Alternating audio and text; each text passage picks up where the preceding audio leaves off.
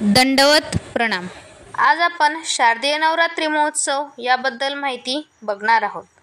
महानुभाव पंथाच्या धर्मनियमाप्रमाणे या नवरात्रीत कशा पद्धतीने आचरण करावे, काय करावे, केल्याने काय होते, नाही केल्याने काय होते, अशा एक ना अनेक प्रश्नांची उत्तरं मी आज आपल्याला सांगणार आहे। नवरात्र म्हणजे 9 दिवस आणि 9 रात्र या कालावधीत सरस्वती पूजन किंवा घट बसविणे किंवा देवतेची नवरात्र जागरण अशा वेगवेगळ्या पद्धतीने केल्यानंतर संबोधले जाते। पूर्ण वर्षात श्रावणीय महिन्याच्या प्रतिपदेपासून ही नवरात्र सुरू होते। या नवरात्रीचे महत्त्व असे आहे की देवीने नवमीच्या दिवशी महिषासूर म्हणजे रेड्याच्या रूपातील राक्षसाचा वध केला, परंतु त्यापुढे लोकांनी 9 दिवस देवीचे पूजन करून शेवटच्या दिवशी बळी देण्याचा प्रघात सुरू झाला। पाहिले तर असे करण्याचे कारण नाही, कारण या राक्षसाने रेड्याचे रूप धारण केले होते, म्हणून देवीने त्या रेड्यारूपी राक्षसाला ठार मारले। परंतु त्यानंतर दरवर्षी देवीला जणू काही रेडा मारून खायला आवडतो या भावनेने लोक पद्धतीने निहिंसक प्राण्याचा नाहक बळी देण्याची अनिष्ट रूढी परंपरा सुरू झाली। त्या परंपरेला धरून देवीचे भक्त आणि भक्तच काय सगळेच अन्नपंथीय लोक देवीचे 9 दिवस कडक उपवास करतात। पूजा पाठ, पारायण, होम हवन इत्यादी करून कोणी 1 वेळ जेवण करते, तर कोणी 2 वेळ फराळ करते, कोणी फक्त दुधाचे सेवन करतात, तर कोणी फक्त फळाहार घेऊन 9 दिवस उपवास करतात, तर कोणी फक्त पाण्यावर उपवास करतात व काही लोक तर 9 दिवस उपवास करून अनवाणी बिना पादत्राणाचे राहतात। अशी कठोर भक्ती करतात, म्हणून या नवरात्रीत देवता सामर्थ्य प्रबळ असते। अशा प्रकारे देवतांची भक्ती करणारे या नवरात्रीत कठीण परिश्रम घेऊन भक्ती करत असतात आणि घरोघरी घटस्थापना झालेली असते, म्हणून या नवरात्रीत नपाडते दिवस असे महानुभावपंथीय परंपरेत संबोधले जाते।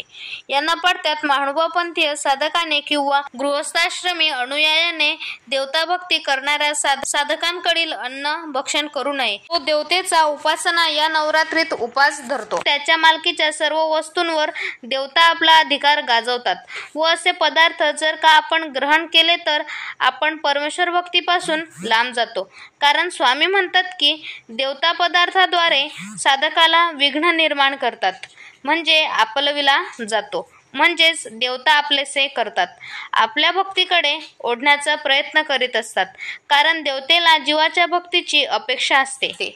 जीव देवतेला एकमेकांची अपेक्षा असते व परमेश्वर निरपेक्ष आहे, म्हणून जीव सहजच देवता भक्तीला प्रवृत्त होतो व परमेश्वर भक्तीपासून नरकगामी होतो, कारण जीवाचा उद्धार फक्त आणि फक्त परमेश्वर भक्तीनेच होऊ शकतो। कारण श्रीकृष्ण भगवंतांनी गीतेत 18व्या अध्यायात सांगितलेल्या श्लोकाच्या माध्यमातून आपल्या लक्षात येईल की मोक्ष फक्त परमेश्वरच देऊ शकतात। श्रीकृष्ण भगवंत म्हणतात, सर्व धर्मान् परित्यज्य मामेकं शरणं व्रज अहं त्वा सर्व पापेभ्यो मोक्ष इष्यामिमाशुच।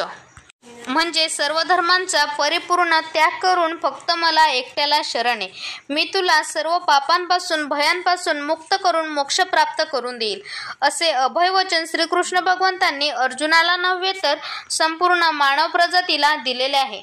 म्हणून आपण अनन्यतेने एकनिष्ठतेने फक्त आणि फक्त परमेश्वराची आराधना, भक्ती, सेवा, भजन, पूजन, कीर्तन, नामस्मरण करायला हवे, नाहीतर देवता तर आपल्याला रहाट गाडग्याला झोपण्यासाठी तयारच आहेत, त्याला परमेश्वराच्या ज्ञानाचा बोध झालेला आहे। अशा साधकाने जर या नपाडत्या देवी देवतांच्या भक्तांच्या घरचे अन्न भक्षण केले वर पाहता काहीही परिणाम दिसणार नाही, परंतु हे स्लो पॉयझनिंग विष आहे। ते सेवन केल्याने हळूहळू आपल्या भक्तीवर, नामस्मरणावर, श्रद्धेवर त्याचा परिणाम झाल्याशिवाय राहणार नाही। म्हणून तो महानुभाव साधकाने अनुयायांना पाडते दिवसात अन्य लोकांच्या मालकीचे पदार्थ, ते दुकानातील असो वा घरातील, असे अन्न आपण ग्रहण करू नये। आता हा विषय झाला नवरात्रीत बाहेरचे पदार्थ घेऊ नये, खाऊ नये किंवा खाल्ल्यावर काय होते, परंतु फक्त एवढेच करायचे का, हा प्रश्न अजूनही शिल्लक आहे। म्हणून पुढील प्रपंच श्रीकृष्ण भगवंतांनी किंवा श्री चक्रधर स्वामींनी सांगितल्याप्रमाणे आपण आपल्या धर्माचे पालन करीत असताना आपल्याला धर्मपालनाचे सामर्थ्य, ऊर्जा प्राप्त करण्यासाठी स्वतःला काही नियम घालणे अतिशय महत्त्वाचे आहे। ते असे की नवरात्रीत दररोज प्रसाद वंदन केलेच पाहिजे. दररोज पारायण, नामस्मरण, दैनिक विधी म्हणजे दंडवत घालणे वगैरे झालेच पाहिजे. तसेच नवरात्रीत अन्नदानाच्या क्रिया सुद्धा आपल्या हातून घडायला पाहिजे.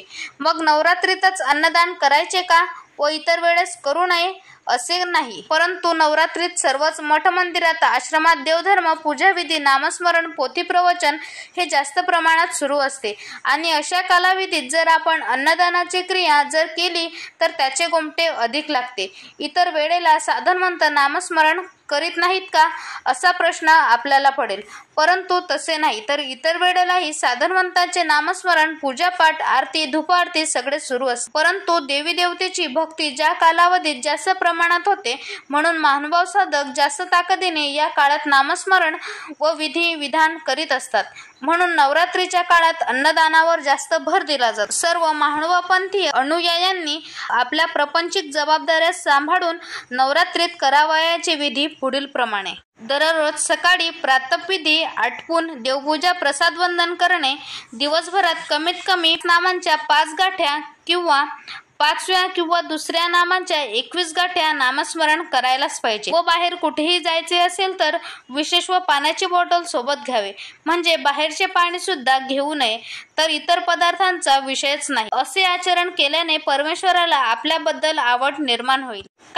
कारण आई वडिलांचा ऐकणारा मुलगा आई वडिलांना आवडतो, तसे परमेश्वराचे सांगितलेल्या नियमांचे पालन करणारा भक्त परमेश्वराला आवडतो.